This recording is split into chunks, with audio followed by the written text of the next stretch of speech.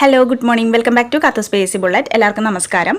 നമ്മൾ കേരള ഫാക്ട്സിലെ ഒരു ടോപ്പിക്കാണ് ഇന്ന് എടുക്കാൻ പോകുന്നത്. കേരളത്തിലെ വൈദ്യുത പദ്ധതികൾ. നമ്മുടെ സിലബസ് എടുത്ത് നോക്കി കഴിഞ്ഞിട്ടുണ്ടെങ്കിൽ ഏറ്റവും പ്രധാനപ്പെട്ട ഒരു ഏരിയ ആണ് കേട്ടോ കേരളത്തിൽ വൈദ്യുത പദ്ധതികൾ എന്നുള്ളത്. അപ്പോൾ നമുക്ക് വേഗം ക്ലാസ്സിലേക്ക് പോകാം.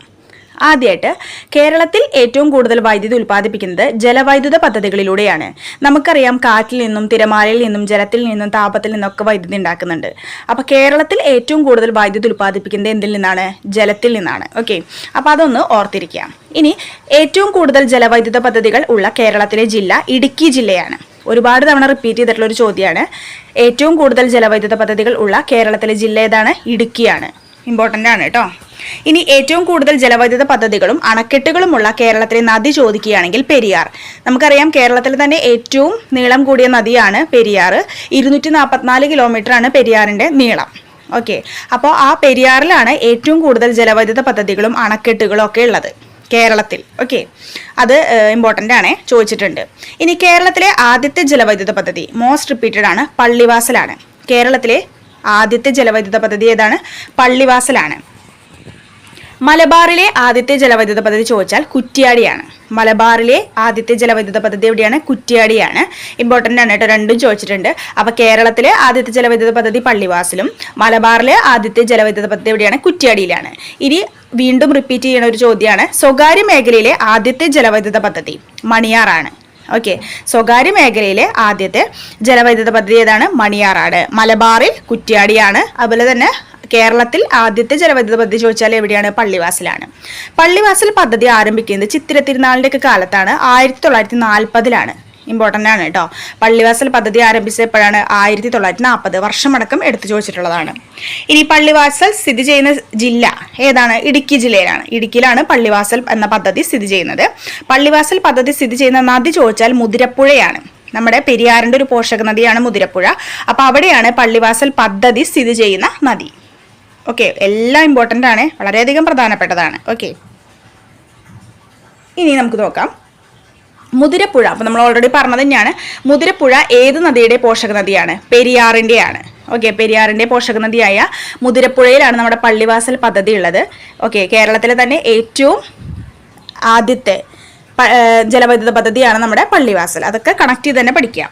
ഇനി കേരളത്തിലെ രണ്ടാമത്തെ ജലവൈദ്യുത പദ്ധതി ചോദിച്ചാൽ ചെങ്കുളമാണ്. അതും മുതിരപ്പുഴയിൽ തന്നെയാണ്. 1954-ലാണ്. പള്ളിവാസൽ 40-ലാണ്, 1940-ലാണ്. ഇനി കേരളത്തിലെ രണ്ടാമത്തെ ജലവൈദ്യുത പദ്ധതി ചോദിച്ചാൽ ചെങ്കുളത്താണ്. മുതിരപ്പുഴയാണ്, 1954-ലാണ്. ഇനി ഉറുമി, ചെമ്പുകടവ്, പശുക്കടവ്, വിലങ്ങാട്, പൂഴിത്തോട് എന്നീ ജലവൈദ്യുത പദ്ധതികളൊക്കെ സ്ഥിതി ചെയ്യുന്നത് കോഴിക്കോട് ജില്ലയിലാണ്. ഇതിൽ ഉറുമി ഒരുപാട് തവണ ചോദിച്ചിട്ടുണ്ട്. ഓക്കെ, അപ്പോൾ ഉറുമി, ചെമ്പുകടവ്, പശുക്കടവ്, വിലങ്ങാട്, പൂഴിത്തോട് ഈ ജലവൈദ്യുത പദ്ധതികളൊക്കെ എവിടെയാണ് സ്ഥിതി ചെയ്യുന്നത്? കോഴിക്കോട് ജില്ലയിലാണ്. ഇമ്പോർട്ടൻ്റ് ആണ് കേട്ടോ. ഇനി ബാരാപ്പോൾ പ്രൊജക്ട് സ്ഥിതി ചെയ്യുന്നത് കണ്ണൂർ ജില്ലയിലാണ്. ബാരാപ്പോൾ പ്രൊജക്ട് എവിടെയാണ്? കണ്ണൂർ ജില്ലയിലാണ്. ഇനി പെരുന്തേനരുവി ജലവൈദ്യുത പദ്ധതി സ്ഥിതി ചെയ്യുന്നത് പത്തനംതിട്ടയിലാണ്. ഒരുപാട് തവണ റിപ്പീറ്റ് ചെയ്തിട്ടുള്ള ഒരു ചോദ്യമാണ്. പെരുന്തേനരുവി ജലവൈദ്യുത പദ്ധതി സ്ഥിതി ചെയ്യുന്നത് പത്തനംതിട്ടയിലാണ്. ഓക്കെ, ഇനി 2017 ഒക്ടോബർ 23-നാണ് ഇത് കമ്മീഷൻ ചെയ്തിട്ടുള്ളത്. അപ്പോൾ റീസെൻ്റ് ആയിട്ടാണ്, 2017, അധികം വർഷങ്ങളായിട്ടില്ല. അപ്പോൾ ഒക്ടോബർ 23-നാണ് ഈ ഒരു പെരുന്തേനരുവി എന്നുള്ളൊരു നമ്മുടെ ജലവൈദ്യുത പദ്ധതി സ്ഥിതി ചെയ്യുന്നത് പത്തനംതിട്ടയാണ്. ഇത് കമ്മീഷൻ ചെയ്യുന്നത് 2017 ഒക്ടോബർ 23-നാണ്. ഇനി മണിയാർ പദ്ധതി സ്ഥിതി ചെയ്യുന്നത് പത്തനംതിട്ടയാണ്. നമ്മൾ പറഞ്ഞു സ്വകാര്യ മേഖലയിലെ ആദ്യത്തെ ജലവൈദ്യുത പദ്ധതി ചോദിച്ചാൽ മണിയാറാണ് അല്ലേ. അപ്പോൾ അത് സ്ഥിതി ചെയ്യുന്നതും പത്തനംതിട്ടയിലാണ്. അത് പമ്പ നദിയിലാണെന്ന് ഓർത്തിരിക്കുക. പമ്പ നദിയിലാണ്. ഓക്കെ, ഇനി സ്വകാര്യ മേഖലയിലെ ഏറ്റവും വലിയ ജലവൈദ്യുത പദ്ധതി ചോദിച്ചിട്ടുണ്ടെങ്കിൽ കൂത്തുങ്കലാണ്. ഇടുക്കിയിലെ കൂത്തുങ്കൽ കേട്ട് കാണും. അപ്പോൾ സ്വകാര്യ മേഖലയിലെ ആദ്യത്തെ ജലവൈദ്യുത പദ്ധതി മണിയാറാണ്. അതുപോലെ തന്നെ സ്വകാര്യ മേഖലയിലെ ഏറ്റവും വലിയ ജലവൈദ്യുത പദ്ധതി ചോദിച്ചിട്ടുണ്ടെങ്കിൽ കൂത്തുങ്കലാണ്. അത് അങ്ങോട്ടും ഇങ്ങോട്ടും മാറിപ്പോയത്, രണ്ടും ഒരുപാട് തവണ റിപ്പീറ്റ് ചെയ്തിട്ടുള്ള ചോദ്യമാണ്. ഓക്കെ, ഇനി കൂത്തുങ്കൽ പദ്ധതി സ്ഥിതി ചെയ്യുന്ന നദി ചോദിച്ചാൽ പന്നിയാറാണ്. കൂത്തുങ്കൽ പദ്ധതി സ്ഥിതി ചെയ്യുന്നത് പന്നിയാറാണ്. ഇനി കേരളത്തിലെ ഏറ്റവും വലിയ ഭൂഗർഭ ജലവൈദ്യുത നിലയം മൂലമറ്റം, ഇടുക്കിയിലെ മൂലമറ്റാണ്. അപ്പോൾ ഒരുപാട് തവണ റിപ്പീറ്റ് ചെയ്തിട്ടുള്ള ഒരു ചോദ്യമാണ്. കേരളത്തിലെ ഏറ്റവും വലിയ ഭൂഗർഭ ജലവൈദ്യുത നിലയം. ഇനി മൂന്നാറിൽ വൈദ്യുതി വിതരണം നടത്തുന്നത് ടാറ്റ ടീ ലിമിറ്റഡ് ആണ്. ഓക്കെ. മൂന്നാറിൽ വൈദ്യുതി വിതരണമൊക്കെ നടത്തുന്നത് ടാറ്റ ടീ ലിമിറ്റഡ് ആണ്. ഇനി ഇമ്പോർട്ടൻ്റ് ആയിട്ടൊരു ചോദ്യമാണ്, കേരളത്തിൽ ഒരു ജില്ലാ പഞ്ചായത്തിന്റെ ഉടമസ്ഥതയിലുള്ള ജലവൈദ്യുത പദ്ധതി ഏതാന്ന് ചോദിച്ചാൽ അത് മീൻവെല്ലമാണ്. മീൻവെല്ലം ഒരു ജില്ലാ പഞ്ചായത്തിന്റെ ഉടമസ്ഥതയിലുള്ള ജലവൈദ്യുത പദ്ധതിയാണ്. ഇത് ഏത് ജില്ലയിലാണ്? പാലക്കാട് ജില്ലയിലാണ്. ഒരുപാട് തവണ റിപ്പീറ്റ് ചെയ്തിട്ടുള്ളൊരു ചോദ്യമാണ് കേട്ടോ. മീൻവെല്ലം, പാലക്കാട്, അങ്ങനെ ജില്ല ഏതാന്ന് ചോദിച്ചിട്ടുണ്ട്. പിന്നെ കേരളത്തിലെ ഒരു ജില്ലാ പഞ്ചായത്തിന്റെ ഉടമസ്ഥതയിലുള്ള ജലവൈദ്യുത പദ്ധതി എന്നും എടുത്തു ചോദിച്ചിട്ടുണ്ട്. ഏതാണ്? മീൻവെല്ലമാണ്. ഇനി ഇന്ത്യയിൽ ആദ്യമായി വൈദ്യുത ഉൽപാദനം തുടങ്ങിയ ഗ്രാമപഞ്ചായത്ത് മാങ്കുളമാണ്. ഇടുക്കി ജില്ലയിലെ മാങ്കുളത്താണ് ഇന്ത്യയിൽ തന്നെ ആദ്യമായിട്ട് വൈദ്യുതോൽപാദനം തുടങ്ങിയ ഗ്രാമപഞ്ചായത്ത്. ഇമ്പോർട്ടൻ്റ് ആണ്. ഇനി കേരളത്തിൽ വൈദ്യുത വിതരണം നടത്തുന്ന ഏക കോർപ്പറേഷൻ തൃശ്ശൂർ കോർപ്പറേഷനാണ്. കേരളത്തിൽ വൈദ്യുത വിതരണം നടത്തുന്ന ഏക കോർപ്പറേഷൻ ഏതാണ്? തൃശ്ശൂർ കോർപ്പറേഷനാണ്. ഇനി കേരളത്തിൽ ആദ്യമായിട്ട് വൈദ്യുതി ഉൽപ്പാദിപ്പിച്ച കമ്പനി ചോദിച്ചാൽ കണ്ണൻ ദേവൻ കമ്പനിയാണ്. കേരളത്തിൽ ആദ്യമായിട്ട് വൈദ്യുതി ഉൽപ്പാദിപ്പിച്ച കമ്പനി ഏതാണ്? കണ്ണൻ ദേവൻ കമ്പനിയാണ്. സ്വന്തമായി മിനി ജലവൈദ്യുത പദ്ധതി ആരംഭിച്ച കേരളത്തിലെ ആദ്യ തദ്ദേശ സ്വയംഭരണ സ്ഥാപനം ചോദിച്ചാൽ പാലക്കാട് ജില്ലാ പഞ്ചായത്താണ്. സ്വന്തമായി മിനി ജലവൈദ്യുത പദ്ധതി ആരംഭിച്ച കേരളത്തിലെ ആദ്യ തദ്ദേശ സ്വയംഭരണ സ്ഥാപനം എവിടെയാണ്? പാലക്കാട് ജില്ലാ പഞ്ചായത്തിലാണ്. പൂർണ്ണമായും വൈദ്യുതീകരിക്കപ്പെട്ട കേരളത്തിലെ ആദ്യത്തെ ജില്ല ചോദിച്ചിട്ടുണ്ട്, പാലക്കാട് ജില്ലയാണ്. പൂർണ്ണമായിട്ടും വൈദ്യുതീകരിക്കപ്പെട്ട കേരളത്തിലെ ആദ്യ ജില്ലയാണ് പാലക്കാട്. ഇത്രയും കിട്ടിയല്ലോ. ഇനി നമുക്ക് ഓരോരോ ഡാമുകൾ പഠിക്കാം. വളരെയധികം കൂടുതൽ റിപ്പീറ്റ് ചെയ്തിട്ടുള്ളതാണ്. അപ്പോൾ ഇപ്പോൾ ഞാൻ ഓൾറെഡി എടുത്തു പറഞ്ഞൂല്ലേ, ഓരോരോ സെൻറ്റൻസ് വായിക്കുമ്പോഴും എടുത്തു പറഞ്ഞിട്ടുള്ള ഏരിയകൾ അത്രമാത്രം റിപ്പീറ്റ് ചെയ്തിട്ടുള്ളതാണ്. എല്ലാം നല്ല രീതിയിൽ തന്നെ പഠിക്കുക. ഓക്കെ, വിട്ടുകളയാനില്ല കേട്ടോ അതിൽ. ഇനി നമുക്ക് ഇടുക്കി പദ്ധതിയിലേക്ക് കടക്കാം. ഇടുക്കി ഡാം സ്ഥിതി ചെയ്യുന്നത്, ഒന്നാമത്തെ ചോദ്യം എപ്പോഴും ചോദിക്കാറുള്ളതാണ്, ഇടുക്കി എവിടെയാണ്? ഇടുക്കി ഡാം സ്ഥിതി ചെയ്യുന്നത് പെരിയാർ നദിയിലാണ്. ഓക്കെ, പെരിയാർ നദിയിലാണ്. നമ്മൾ ഓൾറെഡി പറഞ്ഞു അല്ലേ, കേരളത്തിൻ്റെ ഏറ്റവും വലിയ നദിയാണ് പെരിയാർ. ഏറ്റവും കൂടുതൽ ജലവൈദ്യുത പദ്ധതികൾ ഉള്ളതും പെരിയാറിലാണെന്ന് പറഞ്ഞു. അപ്പോൾ ഇടുക്കി ഡാം സ്ഥിതി ചെയ്യുന്നത് എവിടെയാണ്? പെരിയാറിൽ തന്നെയാണ്. ഇന്ത്യയിലെ ആദ്യത്തെ ആർച്ച് ഡാം, മോസ്റ്റ് റിപ്പീറ്റഡ് ആണ് കേട്ടോ. ഇന്ത്യയിലെ ആദ്യത്തെ ആർച്ച് ഡാം എവിടെയാണ്? ഇടുക്കിയിലാണ്. ഇനി കുറവൻ കുറത്തി മലകൾക്കിടയിലാണ് ഇടുക്കി പദ്ധതി സ്ഥിതി ചെയ്യുന്നത്. ഇതും എടുത്തു ചോദിച്ചിട്ടാണ്. നമുക്ക് സ്റ്റേറ്റ്മെന്റ് ഒക്കെ ആയിട്ട് ഒന്നോ രണ്ടോ ചോദ്യങ്ങളൊക്കെ പ്രതീക്ഷിച്ചാൽ തന്നെ ഈ ഒരു ചോദ്യങ്ങളൊക്കെ പ്രധാനപ്പെട്ടതാണ് കേട്ടോ. കുറവൻ കുറത്തി മലകൾക്ക് ഇടയിലാണ് ഇടുക്കി പദ്ധതി സ്ഥിതി ചെയ്യുന്നത്. അപ്പൊ എവിടെയാണ്? ജില്ല ഏതാന്ന് പറഞ്ഞു? പെരിയാറാണ്. അതുപോലെ ഇന്ത്യയിലെ തന്നെ ആദ്യത്തെ ആർച്ച് ഡാമാണ് ഇടുക്കി ഡാം. ഓക്കെ, കുറവൻ കുറത്തി മലകൾക്ക് ഇടയിലാണ് സ്ഥിതി ചെയ്യുന്നത്. ഇനി കേരളത്തിലെ ഏറ്റവും വലിയ ജലവൈദ്യുത പദ്ധതിയാണ് ഇടുക്കി. ഓക്കെ, അപ്പോൾ ഇമ്പോർട്ടൻസ് മനസ്സിലായില്ലേ? കേരളത്തിലെ തന്നെ ഏറ്റവും വലിയ ജലവൈദ്യുത പദ്ധതിയാണ് ഇടുക്കി. നദി ഏതാണ്? പെരിയാർ. അങ്ങനെ എടുത്ത് തന്നെ പഠിക്കാം. ഇനി ഇടുക്കി പദ്ധതി ഉദ്ഘാടനം ചെയ്തത് ഇന്ദിരാഗാന്ധിയാണ്. ഓക്കെ, ഇടുക്കി പദ്ധതി ഉദ്ഘാടനം ചെയ്തത് ആരാണ്? ഇന്ദിരാഗാന്ധിയാണ്. എന്നാണ്? 1976 ഫെബ്രുവരി 12-നാണ്. 1976 ഫെബ്രുവരി 12-ന് ഇന്ദിരാഗാന്ധിയാണ് ഇടുക്കി പദ്ധതി ഉദ്ഘാടനം ചെയ്യുന്നത്. ഇനി ഇടുക്കി പദ്ധതിക്ക് ആവശ്യമായിട്ടുള്ള ജലം സംഭരിച്ചു നിർത്തുന്ന അണക്കെട്ടുകളാണ് ഇടുക്കി, ചെറുതോണി, കുളമാവ്. സ്റ്റേറ്റ്മെന്റിനൊക്കെ വരാൻ ചാൻസ് ഉണ്ട്. ഈ മൂന്നെണ്ണം അതുപോലെ തന്നെ വേറൊരു അണക്കെട്ടിൽ നിന്നിട്ട് ഓട് വണ്ണ ഏതാണോ അങ്ങനെയൊക്കെ നമുക്ക് ചോദിക്കാം. ഓക്കെ, അപ്പോൾ ഇടുക്കി പദ്ധതിക്ക് ആവശ്യമായിട്ട് ജലം സംഭരിച്ചു നിർത്തുന്ന അണക്കെട്ടുകളാണ് ഇടുക്കി, ചെറുതോണി, കുളമാവ്. കിട്ടിയല്ലോ. ഇനി ഇടുക്കി പദ്ധതിയുടെ സ്ഥാപിത ശേഷി 780 മെഗാവാട്ടാണ്. 780, 780. ഒരുപാട് തവണ റിപ്പീറ്റ് ചെയ്തതാണ്. അപ്പോൾ ഓപ്ഷനിൽ 760, 740, 780 എന്നൊക്കെ പറഞ്ഞിട്ട് അങ്ങനെ. അപ്പോൾ അടുത്തടുത്തുള്ള സംഖ്യകൾ തന്നെ തരുള്ളൂ. അപ്പോൾ നല്ല രീതിയിൽ തന്നെ പഠിച്ചു പോവുക. ഓക്കെ, അപ്പോൾ ഇടുക്കി പദ്ധതിയുടെ സ്ഥാപിത ശേഷി ഏതാണ്? 780 മെഗാവാട്ടാണ്. കേരളത്തിലെ ആദ്യത്തെ ഭൂഗർഭ വൈദ്യുത നിലയം മൂലമറ്റം, ഇടുക്കിയിലാണ്. ഓക്കെ, അപ്പോൾ എന്താണ്? കേരളത്തിലെ ആദ്യത്തെ ഭൂഗർഭ വൈദ്യുത നിലയം എവിടെയാണ്? മൂലമറ്റം, ഇടുക്കിയിലാണ്. ഇനി ഇടുക്കി ഡാം നിർമ്മിക്കുന്നതിന് സ്ഥാനം കാണിച്ചു കൊടുത്ത വ്യക്തി കരുവെള്ളായൻ കൊലുമ്പനാണ്. ഓക്കെ, കരുവെള്ളായൻ കൊലുമ്പൻ അദ്ദേഹമാണ് ഇടുക്കി ഡാം നിർമ്മിക്കുന്നതിനുള്ള സ്ഥാനം കാണിച്ചു കൊടുത്ത വ്യക്തി. ചോദിച്ചിട്ടുണ്ട് കേട്ടോ. നമുക്ക് ചോദ്യങ്ങൾ ചിലപ്പോൾ നിസ്സാരാന്ന് തോന്നും, പക്ഷെ ഇതൊക്കെ ചോദിച്ചിട്ടുള്ള ക്വസ്റ്റ്യൻസാണ്. ഇടുക്കി ഡാമിൽ ഒരു പോയിന്റ്സ് നമുക്ക് കളയാനായിട്ടില്ല. ഓക്കെ, ഇനി ഇടുക്കി ജലവൈദ്യുത പദ്ധതിയുടെ നിർമ്മാണവുമായി സഹകരിച്ച വിദേശ രാജ്യം ഒരുപാട് തവണ ചോദിച്ചിട്ടുണ്ട്, കാനഡയാണ്. ഇടുക്കി ജലവൈദ്യുത പദ്ധതിയുടെ നിർമ്മാണവുമായി സഹകരിച്ച വിദേശ രാജ്യം ഏതാണ്? Canada, UK. ഓക്കെ, ഇനി ഉറുമി പദ്ധതിയുമായി സഹകരിച്ച വിദേശ രാജ്യം ഒരുപാട് തവണ ചോദിച്ചിട്ടുണ്ട്, ചൈനയാണ്. നമുക്കറിയാം കോഴിക്കോട് പറഞ്ഞു അല്ലേ, കുറച്ച് അണക്കെട്ടുകൾ പറഞ്ഞു, അതിൽ പ്രധാനപ്പെട്ടതാണെന്ന് പറഞ്ഞു ഉറുമി. അപ്പോൾ ആ പദ്ധതിയുമായിട്ട് സഹകരിച്ച വിദേശ രാജ്യം ചൈനയാണെന്ന് ഓർത്തിരിക്കുക, ഇമ്പോർട്ടൻ്റ് ആണ്. അപ്പോൾ ഇത്രയും കാര്യങ്ങളാണ് ഇടുക്കി ഡാമിനെ കുറിച്ച് നമ്മൾ അറിഞ്ഞിരിക്കേണ്ടത്. വളരെയധികം പ്രധാനപ്പെട്ട പോയിന്റ്സ് ആണ്, അതിലൊന്നും തന്നെ കളയാനില്ല, അത്ര ഇമ്പോർട്ടൻ്റ് ആണ് കേട്ടോ. ഇനി അടുത്തത് മുല്ലപ്പെരിയാർ ഡാം. ഇപ്പോൾ മുല്ലപ്പെരിയാറിൻ്റെ വിഷയങ്ങൾ വീണ്ടും അണക്കെട്ട് പൊട്ടും പൊട്ടില്ല എന്നൊക്കെ പറഞ്ഞ വിഷയങ്ങൾ നടക്കുന്നുണ്ട് അല്ലേ. അപ്പോൾ അതുകൊണ്ട് തന്നെ ഒരുപാട് ചാൻസ് കൂടുതലാണ് മുല്ലപ്പെരിയാറിനെ കുറിച്ച് ചോദിക്കാൻ. കേരളത്തിലെ ആദ്യത്തെ അണക്കെട്ടാണ് മുല്ലപ്പെരിയാർ. എല്ലാവർക്കും അറിയാം അല്ലേ, ആദ്യത്തെ ഫസ്റ്റ് ഡാമാണ് കേരളത്തിലെ മുല്ലപ്പെരിയാർ. ഏറ്റവും വലുതെന്നാന്ന് പറഞ്ഞു ഇടുക്കി ഡാമാണ് അല്ലേ. പിന്നെ ആദ്യത്തെ ഇന്ത്യയിലെ തന്നെ ആദ്യത്തെ ആർച്ച് ഡാമും ഇടുക്കിയാണ്. അപ്പം അങ്ങനെ തന്നെ നമ്മൾ കണക്ട് ചെയ്ത് പഠിച്ചാൽ എപ്പോഴും നല്ലതായിരിക്കും. ഇനി മുല്ലപ്പെരിയാർ 1895 ഇത് ഉദ്ഘാടനമൊക്കെ ചെയ്യുന്നത് കേട്ടോ. 1895 1895 മുല്ലപ്പെരിയാർ ഉദ്ഘാടനം ചെയ്യുന്നത്. മുല്ലപ്പെരിയാർ ഡാമിന്റെ ശില്പി ജോൺ പെന്നിക്വിക്കാണ്. ഒരുപാട് തവണ ചോദിച്ചിട്ടുണ്ട്, ഈ വർഷവും ചോദിച്ചിട്ടുണ്ട് 1895. ഇനി മുല്ലപ്പെരിയാർ ഡാമിന്റെ ശില്പി ആരാണ്? ജോൺ പെന്നിക്വിക്കാണ്. ഇനി മുല്ലപ്പെരിയാർ ഡാമിന്റെ പണി തുടങ്ങിയ വർഷം 1887 1887 ഡാമിന്റെ പണി തുടങ്ങി. ഇനി അപ്പോൾ 1886 തൊട്ട് മുമ്പത്തെ വർഷം പാട്ടക്കരാർ ഒപ്പുവെച്ചിട്ടുണ്ട്. മുല്ലപ്പെരിയാറിന്റെ പാട്ടക്കരാർ ഒപ്പുവെച്ച വർഷം 1886 ഇനി എത്ര വർഷത്തേക്കാണ് മുല്ലപ്പെരിയാർ പാട്ടക്കരാർ എന്ന് ചോദിച്ചാൽ 999 വർഷത്തേക്കാണ്. അപ്പോൾ 1886 ഒപ്പുവെച്ച മുല്ലപ്പെരിയാറിന്റെ കരാറ് അത് 999 വർഷത്തേക്കാണെന്ന് കൂടി ഓർത്തിരിക്കുക. മുല്ലപ്പെരിയാർ പാട്ടക്കരാർ തയ്യാറാക്കിയ സമയത്തെ തിരുവിതാംകൂർ രാജാവ് ശ്രീ വിശാഖം തിരുനാളാണ്. 1885 കാലഘട്ടത്തിൽ വിശാഖം തിരുനാളായിരുന്നു. അപ്പോൾ മുല്ലപ്പെരിയാർ പാട്ടക്കരാർ തയ്യാറാക്കിയ സമയത്തെ തിരുവിതാംകൂർ രാജാവ് ആരായിരുന്നു? ശ്രീ വിശാഖം തിരുനാളാണ്. മുല്ലപ്പെരിയാർ പാട്ടക്കരാർ ഒപ്പുവെച്ച സമയത്തെ തിരുവിതാംകൂർ രാജാവ് ചോദിച്ചാൽ ശ്രീമൂലം തിരുനാളാണ്. ഓക്കെ, അപ്പോൾ ഒപ്പ് വയ്ക്കുമ്പോൾ ആരായിരുന്നു? ശ്രീമൂലം തിരുനാളാണ്. പക്ഷേ എഴുതി തയ്യാറാക്കിയത്, ഞാൻ എൻ്റെ രക്തം കൊണ്ട് എഴുതി തയ്യാറാക്കിയ കരാർ എന്ന് പറയുന്നതാണ് മുല്ലപ്പെരിയാർ കരാർ. അത് എഴുതി തയ്യാറാക്കിയത് ചോദിച്ചാൽ അത് വിശാഖം തിരുനാളാണ്. എന്നാൽ ഇത് ഒപ്പുവെക്കുന്നത് അല്ലെങ്കിൽ ഒപ്പുവെക്കുന്ന സമയത്ത് ആരായിരുന്നു? തിരുവിതാംകൂർ രാജാവ് ശ്രീമൂലം തിരുനാളായിരുന്നു. അത് ഇമ്പോർട്ടൻ്റ് ആണ്, മാറിപ്പോരുത്, രണ്ടും ചോദിച്ചിട്ടുണ്ട്. ഇനി മുല്ലപ്പെരിയാർ പാട്ടക്കരാറിൽ ഒപ്പുവെച്ച തിരുവിതാംകൂർ ദിവാൻ ചോദിച്ചിട്ടുണ്ട്. വി രാമയ്യങ്കാറാണ്. വി രാമയ്യങ്കാറാണ് മുല്ലപ്പെരിയാർ പാട്ടക്കരാറിൽ ഒപ്പുവെച്ച തിരുവിതാംകൂറിലെ ദിവാൻ. മുല്ലപ്പെരിയാർ പാട്ടക്കരാറിൽ ബ്രിട്ടീഷുകാർക്ക് വേണ്ടി ഒപ്പുവെച്ച വ്യക്തി JC ഹാനിങ്ടൺ ആണ്. ഇതും ചോദിച്ചിട്ടുണ്ട്. ഓക്കെ, അപ്പോൾ വി രാമയ്യങ്കാർ ആരാണ്? ആ സമയത്ത് നമ്മുടെ തിരുവിതാംകൂറിലെ ദിവാനായിരുന്നു. അതുപോലെ തന്നെ മുല്ലപ്പെരിയാർ പാട്ടക്കരാറിൽ ബ്രിട്ടീഷുകാർക്ക് വേണ്ടി ഒപ്പുവെച്ചത് JC ഹാനിങ്ടൺ ആണ്.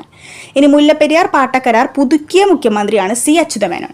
1970 ഈ കരാറിനെ പുതുക്കിയിട്ടുണ്ടായിരുന്നു. ആരാണ്? C അച്യുതമേനോനാണ് ഇത് പുതുക്കിയിട്ടുള്ളത്, മുഖ്യമന്ത്രി. ഓക്കെ, ഇനി ഒരുപാട് തവണ റിപ്പീറ്റ് ചെയ്തിട്ടുള്ള ഒരു ചോദ്യമാണ്. മുല്ലപ്പെരിയാർ ഡാം ഉദ്ഘാടനം ചെയ്തത് വെൻലോക്ക് പ്രഭുവാണ്.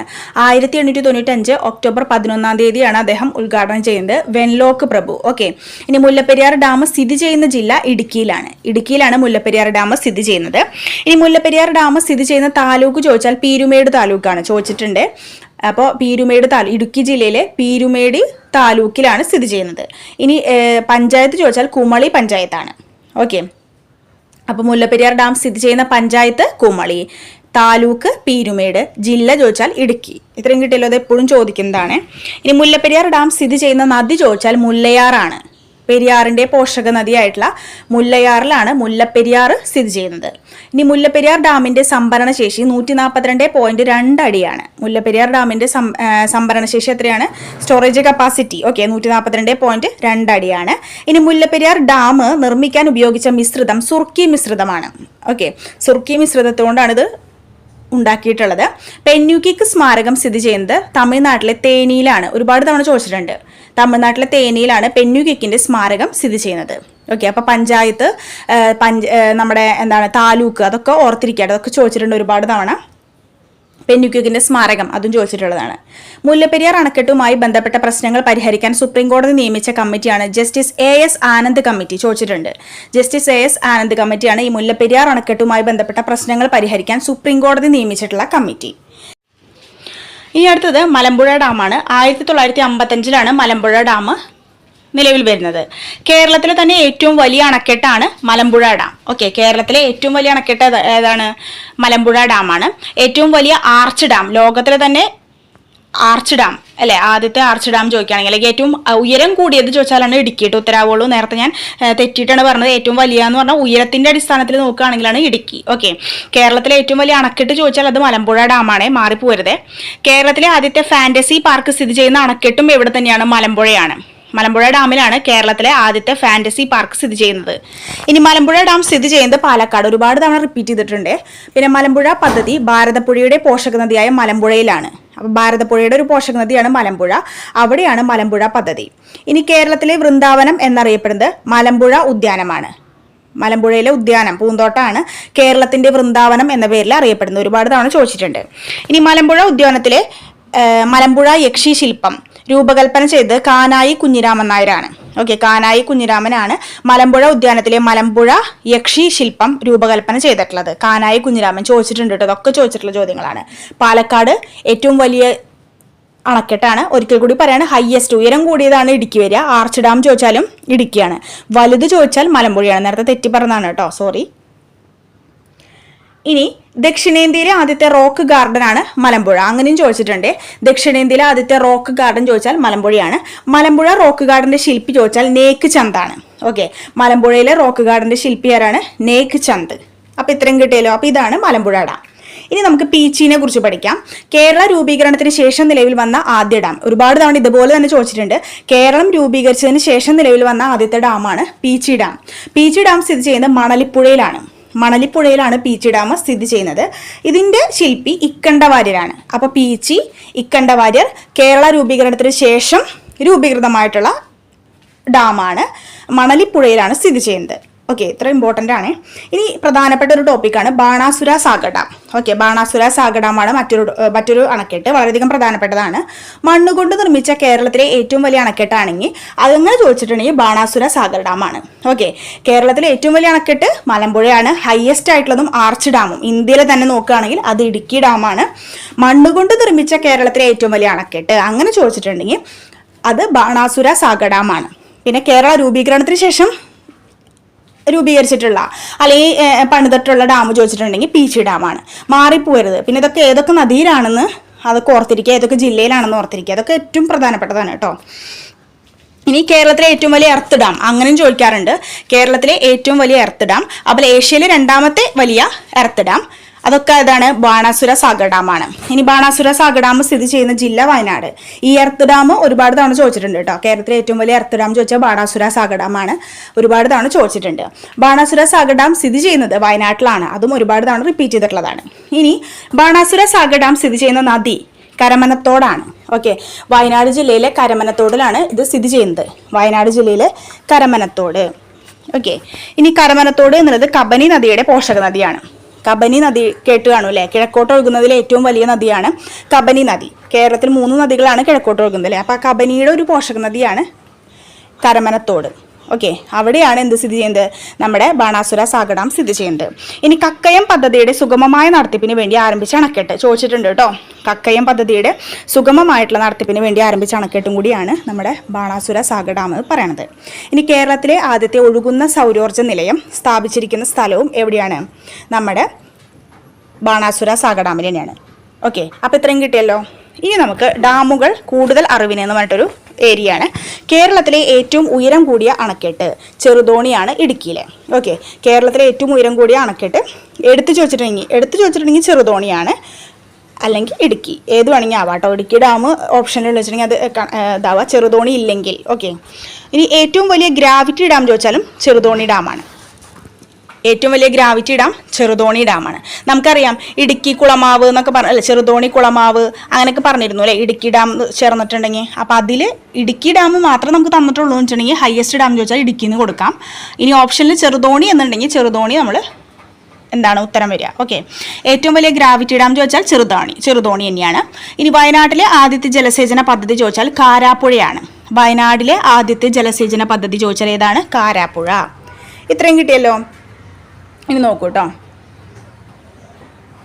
ഇനി കേരളത്തിലെ ആദ്യത്തെ കോൺക്രീറ്റ് ഡാം മാട്ടുപ്പെട്ടിയാണ്. ഇടുക്കിയിൽ തന്നെയാണ് മാട്ടുപ്പെട്ടി. കേരളത്തിലെ ആദ്യത്തെ കോൺക്രീറ്റ് ഡാം ചോദിച്ചിട്ടുണ്ടെങ്കിൽ മാട്ടുപ്പെട്ടി. ഒരുപാട് തവണ ചോദിച്ചിട്ടുണ്ട്. സ്ഥാപിത ശേഷി ഏറ്റവും കുറഞ്ഞ ജലവൈദ്യുത പദ്ധതി ചോദിച്ചാലും അതും മാട്ടുപ്പെട്ടി തന്നെയാണ്. ഓക്കെ, ഒരു പെട്ടിയുടെ അത്രേ ഉള്ളൂ എന്ന് ആലോചിച്ചാൽ മതി. അപ്പോൾ സ്ഥാപിത ശേഷി ഏറ്റവും കുറഞ്ഞ ജലവൈദ്യുത പദ്ധതി മാട്ടുപ്പെട്ടിയാണ്. ഇത്രയും കിട്ടിയല്ലോ. ഇനിയിപ്പോൾ നമ്മൾ ഓൾറെഡി പറഞ്ഞ കാര്യം തന്നെയാണ്. കേരളത്തിൽ ഒരു ജില്ലാ പഞ്ചായത്തിൻ്റെ ഉടമസ്ഥതയിലുള്ള ജലവൈദ്യുത പദ്ധതി ചോദിച്ചാൽ മീൻവല്ലമാണ്, പാലക്കാട്. കിട്ടുന്നുണ്ടോ എന്ന് ഓർക്കുക കേട്ടോ. ഇനി ഇന്ത്യയിൽ ആദ്യമായിട്ട് വൈദ്യുതോൽപാദനം തുടങ്ങിയിട്ടുള്ള ഗ്രാമപഞ്ചായത്ത് മാങ്കുളമാണ് ഇടുക്കിയിൽ. ഓക്കെ, നമ്മൾ പറഞ്ഞതാണ് നേരത്തെ. കേരളത്തിലെ വൈദ്യുത വിതരണം നടത്തുന്ന ഏക കോർപ്പറേഷൻ തൃശ്ശൂർ കോർപ്പറേഷനാണ് പറഞ്ഞിട്ടുള്ളതാണ്. കേരളത്തിൽ ആദ്യമായിട്ട് വൈദ്യുതി ഉൽപ്പാദിപ്പിച്ച കമ്പനി കണ്ണൻ ദേവൻ കമ്പനി. ശ്രദ്ധിക്കുക കേട്ടോ, കേരളത്തിൽ ആദ്യമായിട്ട് വൈദ്യുതി ഉൽപ്പാദിപ്പിച്ച കമ്പനിയാണ് കണ്ണൻ ദേവൻ കമ്പനി. കേരളത്തിലെ ആദ്യത്തെ സമ്പൂർണ്ണ സൗരോർജ്ജ പഞ്ചായത്ത് പെരുമാട്ടിയാണ്. ചോദിച്ചിട്ടുണ്ട്, കേരളത്തിലെ ആദ്യത്തെ സമ്പൂർണ്ണ സൗരോർജ്ജ പഞ്ചായത്ത് ചോദിച്ചാൽ പെരുമാട്ടിയാണ്. കേരളത്തിലെ ആദ്യത്തെ സമ്പൂർണ്ണ സൗരോർജ്ജ ബ്ലോക്ക് പഞ്ചായത്ത് മുഖത്തലയാണ്. കൊല്ലം മുഖത്തലയിലാണ് കേരളത്തിലെ ആദ്യത്തെ സമ്പൂർണ്ണ സൗരോർജ്ജ ബ്ലോക്ക് പഞ്ചായത്ത്. കിട്ടിയല്ലോ, ഇതൊക്കെ ഇമ്പോർട്ടൻ്റ് ആണ്. ഇനി കേരളത്തിലെ മുഴുവൻ തദ്ദേശ സ്വയംഭരണ സ്ഥാപനങ്ങളിലും LED തെരുവ് വിളക്കുകൾ സ്ഥാപിക്കുന്ന പദ്ധതിയാണ് നിലാവ് പദ്ധതി. പദ്ധതികൾ ചോദിക്കാൻ ചാൻസ് ഉണ്ട്, ഊർജ്ജ മേഖലയിലാവുമ്പോൾ പ്രത്യേകിച്ച് ചോദിക്കുന്നുണ്ട്. ഓക്കെ, കേരളത്തിലെ മുഴുവൻ തദ്ദേശ സ്വയംഭരണ സ്ഥാപനങ്ങളിലും LED തെരുവ് വിളക്കുകൾ സ്ഥാപിക്കുന്ന പദ്ധതിയാണ് നിലാവ്. ഇനി അടുത്ത് കേരളത്തിലെ സമ്പൂർണ്ണ വൈദ്യുതീകൃത സംസ്ഥാനമായി പ്രഖ്യാപിച്ചത് 2017 മെയ് 29-നാണ്. കേരളത്തെ സമ്പൂർണ്ണ വൈദ്യുതീകൃത സംസ്ഥാനമായിട്ട് പ്രഖ്യാപിച്ചത് എന്നാണ് 2017 മെയ് 29-നാണ്. ഓക്കെ, അപ്പോൾ ഈ ഒരു ടോപ്പിക്ക് ഇനിയുണ്ട്. ഇത് പാർട്ട് 1 ആണ് കേട്ടോ. നാളെ പാർട്ട് 2 എടുക്കാം. അപ്പോൾ വളരെയധികം പ്രധാനപ്പെട്ട ഒരു ഏരിയയാണ്. ഒരുമിച്ച് എടുത്തിട്ടുണ്ടെങ്കിൽ നിങ്ങൾക്ക് ആകെ കൺഫ്യൂഷൻ ആവും. ഏതൊക്കെ നദിയിൽ എങ്ങനെയാണ്, ഓരോന്നിനും ഓരോ പ്രത്യേകതകളൊക്കെ പറഞ്ഞു. അപ്പോൾ ഇതൊക്കെ നല്ല രീതിയിൽ തന്നെ പഠിക്കാം. പാർട്ട് 2 അടുത്ത ക്ലാസ്സിൽ ഉൾപ്പെടുത്താം. ഓക്കെ, അപ്പോൾ നമ്മുടെ ക്ലാസ്സുകൾ നിങ്ങൾക്ക് മനസ്സിലാവുന്നുണ്ടെങ്കിൽ തീർച്ചയായിട്ടും ലൈക്ക് ചെയ്യുക, ഷെയർ ചെയ്യുക, നിങ്ങളുടെ ഫ്രണ്ട്സിലേക്കൊക്കെ ഷെയർ ചെയ്ത് കൊടുക്കുക. ഓക്കെ, അതുപോലെ തന്നെ സബ്സ്ക്രൈബ് ചെയ്യുക കേട്ടോ. സബ്സ്ക്രൈബിന് തൊട്ടടുത്തുള്ള ബെല്ലൈക്കൺ കൂടി ക്ലിക്ക് ചെയ്താൽ ഞാനിടുന്ന വീഡിയോസ് അതേ സമയം തന്നെ നിങ്ങൾക്ക് നോട്ടിഫിക്കേഷനിലൂടെ ലഭിക്കും. അടുത്ത ക്ലാസ്സിൽ മറ്റൊരു ടോപ്പിക്കിൽ വീണ്ടും കാണാം. താങ്ക്